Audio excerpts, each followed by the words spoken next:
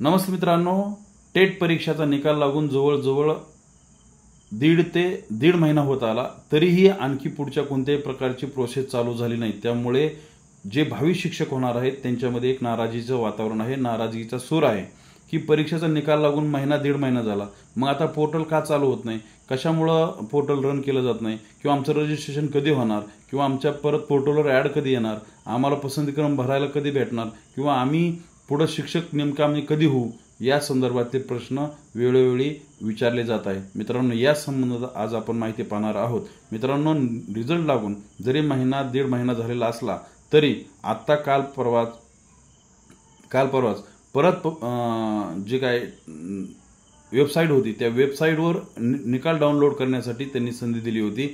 मित्रांनो, आता सध्या भरती प्रक्रिया, जी शिक्षक भरती प्रक्रिया आहे ती पवित्र पोर्टल आणखीही चालू झालेलं नाही। त्यामुळं त्या पोर्टलवर कोणत्याही प्रकारची ॲड किंवा त्या पोर्टलवर कोणत्याही प्रकारची नवीन नोटिफिकेशन आत्ता तरी जारी केलेलं दिसत नाही।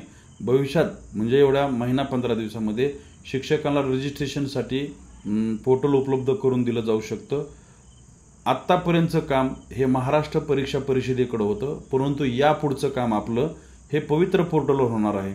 या पवित्र पोर्टलवर आपल्याला रजिस्ट्रेशन करायचं आहे आणि ते रजिस्ट्रेशन करण्यासाठी जे काही डॉक्युमेंट लागतात त्या डॉक्युमेंटची आपण तयारी करून ठेवा। डॉक्युमेंट कोणते लागतात?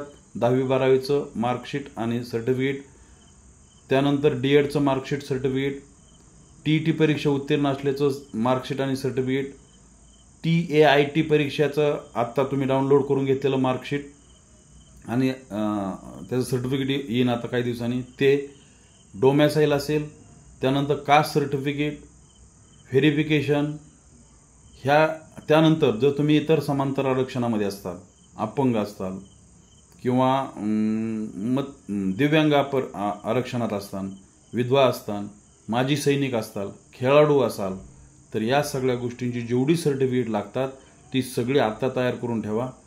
पोर्टल चालू झाल्यानंतर घाईगडबड काढण्यापेक्षा किंवा त्यावेळेस ती जर कागदपत्र लवकर उपलब्ध झाली नाही तर तुम्हाला त्या आरक्षणाचा लाभ घेता येणार नाही। म्हणून ते आपली जे आपण आरक्षण असाल, नवीन आता आरक्षण मराठ्यांना मराठा कुणबी म्हणून जे काय ओबीसीतनं मिळतंय त्याची सर्टिफिकेट असतील, किंवा इतर 10% आरक्षणाचं ज्यांचं कुणबी निघत नाही अशा सर्व मराठा उमेदवारांसाठी ते 10% जे आरक्षण आहे SC-BCचं ते असेल, किंवा इतर EWAचं इकॉनॉमिकली बॅकवर्ड जे आहेत त्यांचं जे असेल त्यांचं सर्टिफिकेट, त्या सगळे सर्टिफिकेट आत्ता काढून ठेवा, त्याचा व्हॅलिडिटी काढा। ह्या सगळ्या गोष्टी तयार करून ज्यावेळेस पोर्टल उपलब्ध होईल त्यावेळेस तुम्ही ते रजिस्ट्रेशन करायचं आणि रजिस्ट्रेशन केल्यानंतर पवित्र पोर्टल रजिस्ट्रेशन पूर्ण झालं, रजिस्ट्रेशन करताना योग्य काळजी घ्या, त्यावेळेस आपण तुम्हाला सांगूच कसं रजिस्ट्रेशन करायचं।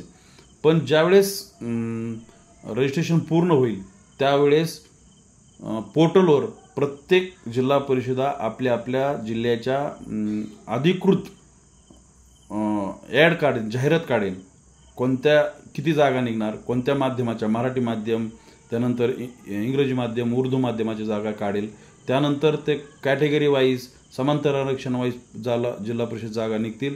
ह्या शासकीय झाल्या, निमशासकीय म्हणजे खाजगी अनुदानित संस्था, खाजगी विनाअनुदानित संस्था, महानगरपालिका, नगरपालिका, आदिवासी शाळा, या सगळ्यांच्या ॲड त्या पवित्र पोर्टलवरच अपलोड केल्या जातील आणि त्यानुसार तुम्हाला परत पसंतीक्रम भरण्यासाठी पोर्टल उपलब्ध करून दिलं जाईल।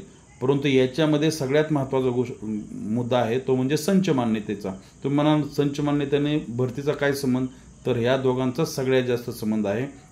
कारण संच मान्यतेचा जो गेल्या वर्षी एक GR आला होता, 15 मार्च 2024चा जो GR होता, त्या GR नुसार हा अन्यायकारक GR आहे। त्या GR नुसार शिक्षकांची पदही कमी होणार आहेत। त्यामुळं जर तो संच मान्यतेत GR लागू झाला यावर्षी, आता त्यानुसारच त्यांनी 30 सप्टेंबर 2025 पर्यंत संच मान्यता करण्यासाठी सगळ्यांना सूचित केलंय, पत्र काढलंय।